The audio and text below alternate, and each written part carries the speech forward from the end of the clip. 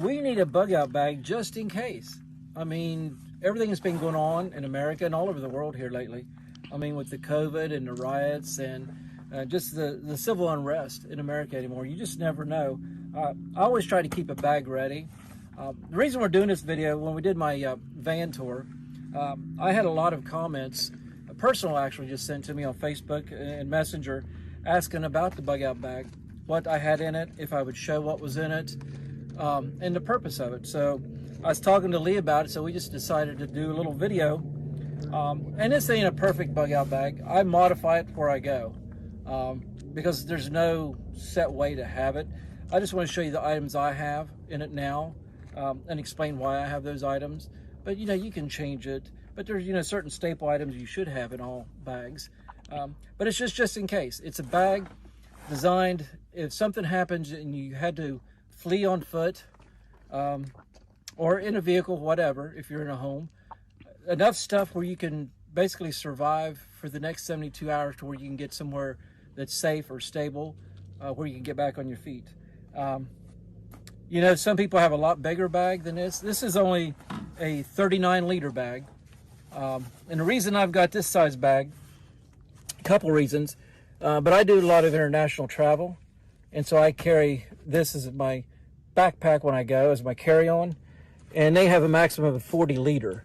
So now I'm thinking about getting a little bit bigger bag, maybe a 50 or 52-liter, so I can put a little bit more in it, because it can get pretty full. But you want to get one in proportion with your size. You know, if you're small in stature, a female, you don't want a 70-liter, you know, weighs 80 pounds. Do you know what the guidelines are, the percentage of your weight, isn't it? I think there's a guideline of percentage. There is a guideline. I've seen a couple different ones. We can add it on. But I don't go by that. Okay. I would say load it down with what you think you want, put it on your back, adjust it to where it's comfortable, and go hike with it. I mean, if you got a lower backache within a half hour, you know you've got too much weight. Okay. But a female, they're going to want a little bit smaller bag. You know, if you're 6'4", 250-pound male, you probably, you know, you could probably handle a 60, 70-liter bag pretty easy and put a lot of stuff in there. You know, some people put tents, everything else. I've got, as you'll see here in a few minutes, I've got emergency shelter in there, but I do not have a tent or anything like that. And a lot of people load them down with food and water. I don't do that at all, and I'll explain that as I go.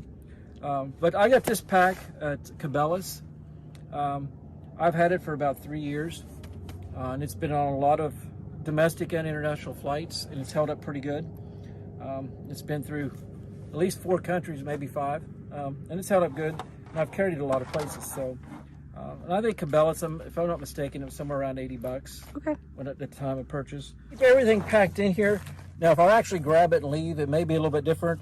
Just like I've got the machete, but I've also got a belt with Canteens. So this usually goes on my side. I'll pull these all out first, and then I'll show you. I've got better ones and bigger, heavier duty ones like in the vehicle, but for traveling, you want something light. I mean, you don't want to be bogged down with a lot of weight.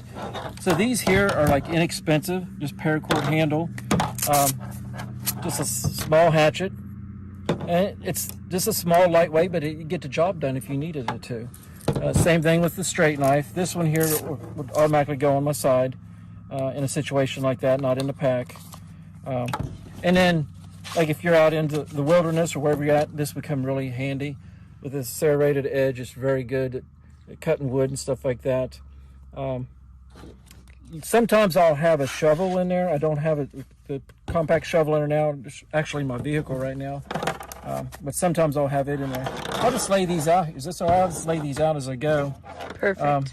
And these are inexpensive. I always keep a lot of these carabiner clips. Carabiners?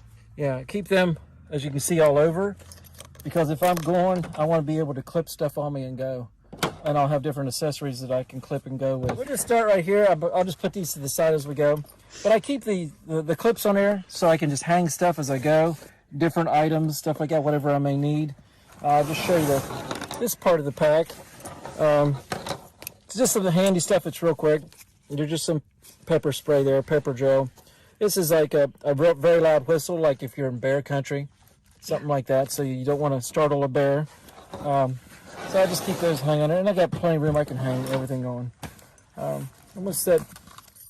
This here is very handy. Like I say, I don't carry water or really much food with me, because I think if you're on the run like that, if you got to get away, you got to bug out, you don't want to have to carry everything with you, because you can only carry so much food and water. It's going to weigh you down and bog you down.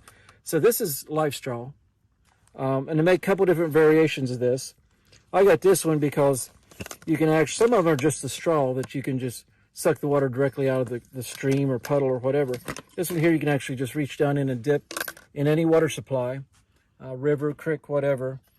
Screw it on, and this is the filter here that you can change.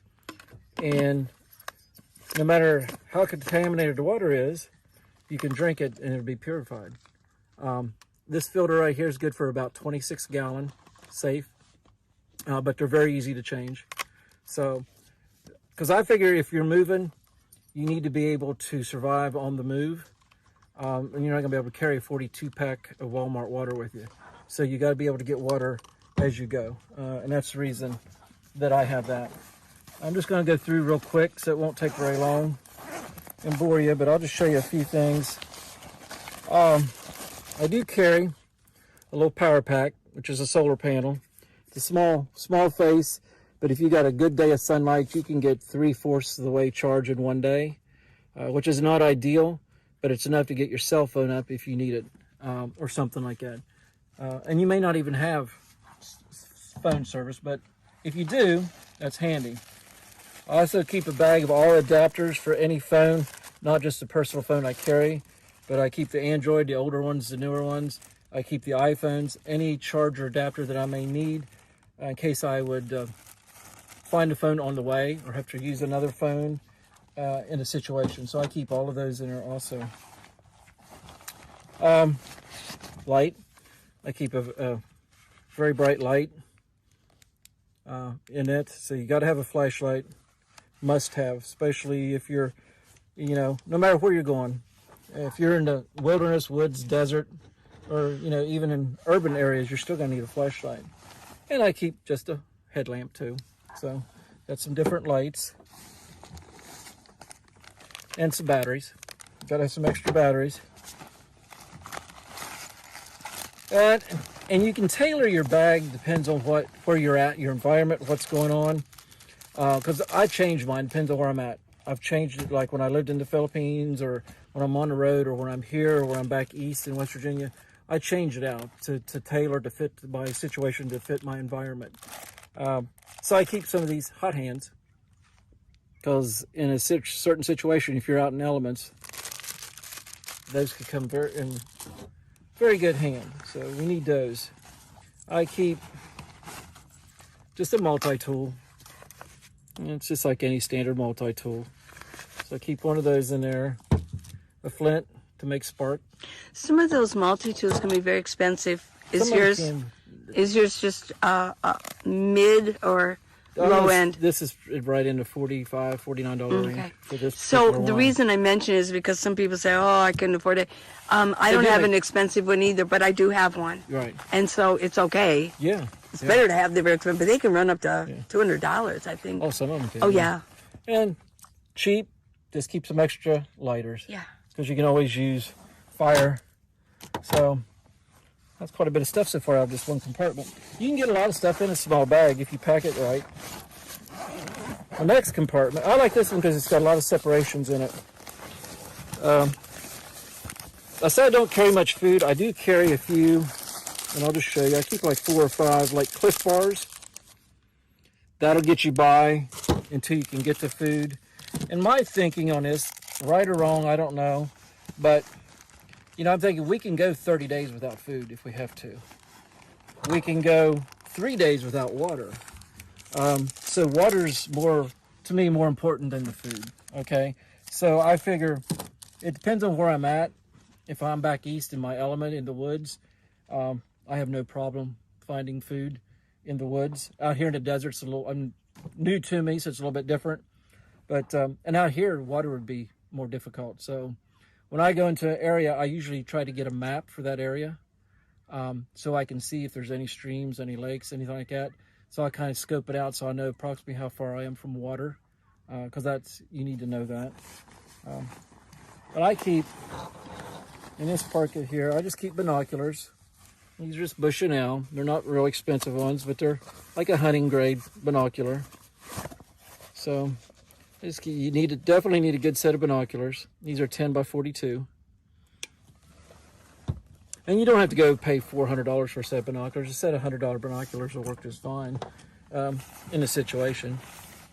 I do carry a U.S. military grade compass that illuminates at night, self-illuminating.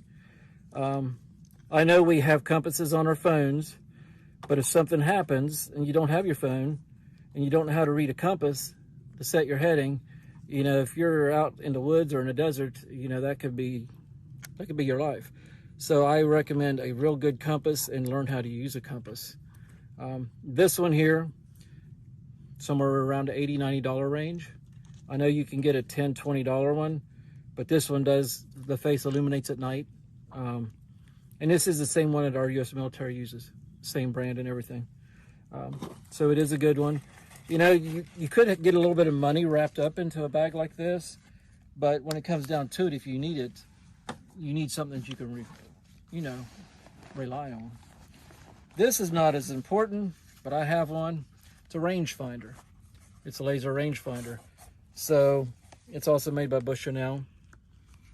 And you can get these anywhere from $80 up to $300 or $400, just depends on what you want, even higher. But you just basically look through it, press the button, and whatever you got the crosshairs on, it'll tell you how many yards away it is. So it could come in handy. Depends on what situation you're in. But I always carry. And I'm sure everything here you could find on Amazon. Amazon, a lot of the stuff, I'm big in Cabela's. Even a lot of my clothing and stuff come from Cabela's. But yeah, between Amazon, Cabela's, a few things from Walmart. You can put something together. And like I say, every bag can be different. Just because this works for me and this is what I think I need, you may not. If you're going to be in a big city trying to survive, some of the stuff you're not going to need. You don't need binoculars and a rangefinder and a compass. You may concentrate more on food or water or whatever. But whatever environment you're in, you need to be dressed accordingly so you'll blend in. You don't want to stand out in a situation. In a situation we're talking about if everything goes bad. So, and there could be several situations like that. Even a natural disaster could put you on your own. You'd be fending for yourself. I always carry paracord. I think if you get on, and I haven't watched a lot of videos on this, I just kind of did this on my own, but I think most people have all this paracord in theirs, just in case. And this is just, some people carry a tent, and a sleeping bag and all that. I don't. This is just, you can use it as an emergency blanket or emergency shelter. And it's that space age material that's supposed to keep you warm. And this is big enough where you can actually make like a little pup tent with it, run the paracord through it between trees or something, and then either stake it down or tie it down, and you can just get in it, just get out of the shelter. Because in extreme temperatures, just like the temperatures we've been having now, even in Texas and other places, and back where I'm from, they've been having some days, it don't even get up to double digits during the day. So if you had to bug out and leave on foot in that type of weather, you got to be prepared for that, because you're not going to survive, over a few hours out in something like that. So I kind of prioritize. You want shelter, a way to keep warm, a way to keep dry first. Second, I would say water, because you can only go 3 or 4 hours if you're out in the elements. You get 3 days with water. You can get 30 days without food. So to me, the food's not a high priority. I keep a full rain suit, pants and jacket. This is not a great one. I picked it up at Walmart for about $30. Not that expensive. One of the main things is you're gonna have to have a good first aid kit. These tables are getting full. I've got a pretty extensive first aid kit. I've got a snake bite kit, bite and sting. And then I've got this one here, I'm going to narrow this down and make this a little bit smaller because it does take up a lot of room, but I just bought this. It's a 170 item, and I've added to it. I mean, it's got bandages. I mean, I stuck a nightstick in here. I mean, I've got, you know, gloves, tape. I mean, just anything you need. First aid cream, first aid guide. I got some bigger bandages, but you definitely need something like that. How much was this? No, I can't Okay. remember on that, but the first aid kits, you can get small pack ones probably for $15, and you can get a pretty decent one for $25, $30. So I mean, they're not too bad. It just depends on what all you get. This snake bite kit, I think it was like $15. So, but I figure out here, really anywhere, if you're in the woods or in the desert, that would be good to have, especially if you're on the move. So we're getting to the end.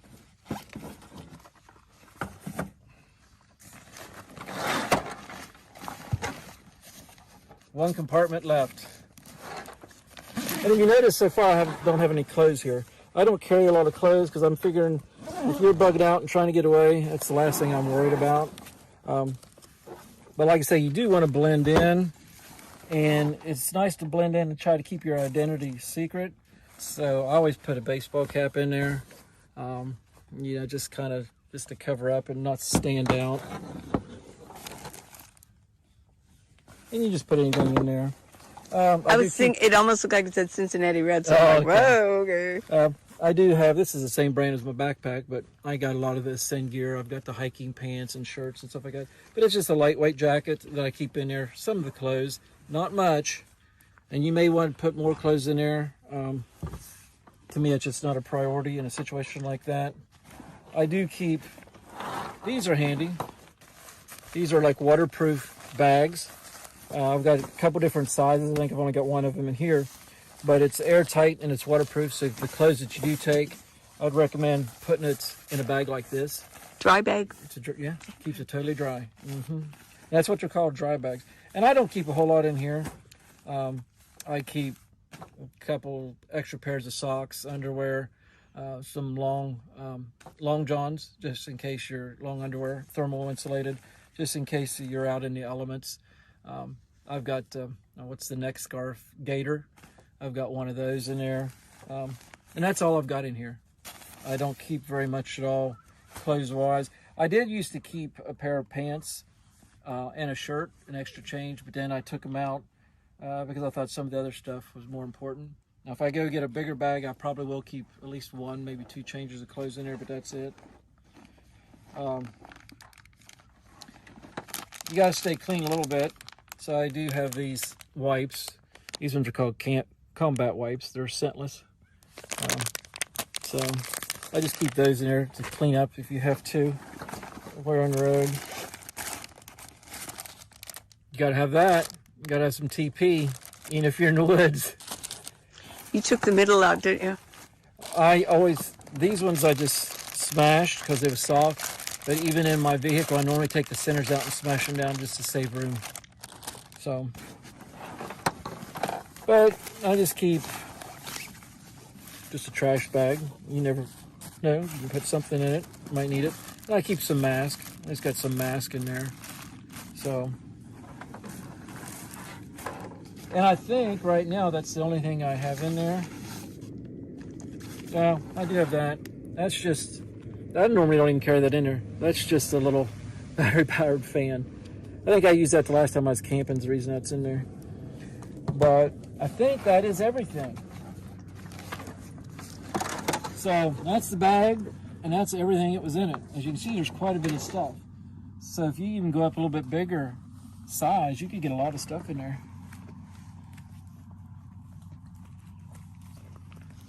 So I figure it's enough to survive, to get by on. Thank you so much Oh, you're welcome. for showing your bug out bag. You're welcome. You're welcome. Any questions about anything? Or? I don't have any questions, Okay. but I'm sure in comments there will be, so. I'm sure there will. Yes. That's good. I'll answer any I can. Like I say, every bag can be different. There's a lot of stuff here you may not even use in yours. You just got to tailor to your situation, to where you're at, your environment, where you think you're going to be. And mine changes. When I was in Florida, it was totally different. I'm out here, it's totally different. I'm back in West Virginia, it's different. In West Virginia, this is basically what I have in mind, because there's so many streams, rivers and ponds. I don't need to worry about water as long as I got this. Now out here, it's a little bit different, but then again, I can't carry a lot of water with me. I do have a hip pack that goes around that I do carry, and in a situation where I had to bug out on foot, I would have it also. And some of these items would be on it. The knives, the hatchet, stuff like that would be on it. And some of these items would be clipped on the outside of this pack if I was going cross country on foot, especially if I'm in the woods somewhere. And back east where I'm from, if something happens, that's where I would be. I'd feel safe. I feel safe that I could disappear in the woods and stay for several weeks with what I got right here, and no worries. And that's where I'm most comfortable, if I got to the mountains and the woods. But that's where I've got mine tailored to right now. So. Thank you so much. Oh, you're welcome. You're welcome. Okay. Thanks so much.